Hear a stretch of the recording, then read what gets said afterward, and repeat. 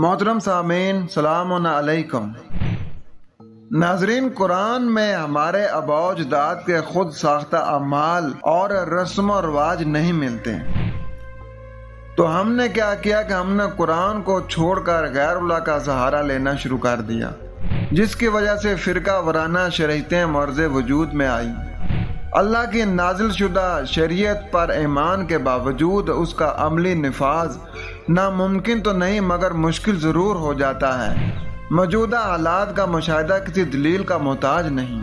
امت مسلمہ قرآن کو اللہ کا نازل کردہ ضابطہ حیات ماننے کے بعد بھی اپنی فرقہ وارانہ شریعتوں پر عمل پیرا ہے اور اللہ کی زمین پر زبردستی اپنے فرقہ وارانہ شریعت کو نافذ کرنا چاہتی ہے۔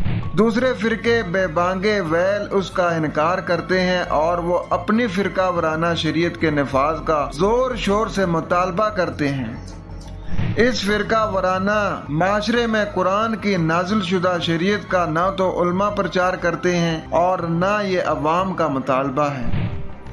قرآن کی نازل شدہ شریعت کو یہ کہہ کر عوام کو مطمئن کر دیا ہے کہ ہماری فقہ کی شریعت قرآن کی تشریح ہے اور دوسرے فرقے کی شریعت قرآن کا انکار ہے۔ ہر فرقے کے پاس اپنی شریعت کو درست ثابت کرنے کے لیے حدیث رسول ہے۔ قرآن کو اتھارٹی نہیں بنایا جا رہا، قرآن کا صرف نام لیا جا رہا ہے۔ اللہ فرماتے ہیں کہ جو قرآن کے مطابق فیصلہ نہیں کرتا وہ کافر ہے، وہ فاسق ہے، وہ ظالم ہے۔ انبیاء کے ساتھ کتاب کا نزول صرف اس لیے کیا گیا تھا کہ وہ انسانوں کے اختلاف اس کتاب کے ذریعے ختم کرے گی۔ جب ہم پڑھتے ہیں سورہ انبیاء آیت نمبر 10، اس میں مالک کائنات کا ارشاد ہے، لَقَدْ أَنزَلْنَا إِلَيْكُمْ كِتَابًا فِيهِ ذِكْرُكُمْ أَفَلَا تَعْقِلُونَ۔ یقیناً ہم نے یہ جو تمہاری جانب کتاب نازل کی ہے، اس میں تمہارے لیے نوٹ کرنے کی چیز ہے، تمہارے لیے اس میں یاد دہانی ہے، تمہارا ذکر ہے، پھر بھی تم عقل سے کام نہیں لوگے۔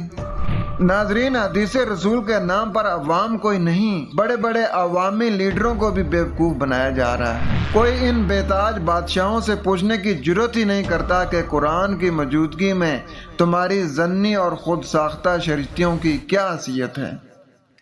ناظرین، جب تک یہ امت اپنے روزمرہ کے جو کام ہیں وہ قرآن کو سامنے رکھ کر نہیں کرے گی، اسی طریقے سے ذلیل و خوار ہوتی رہے گی۔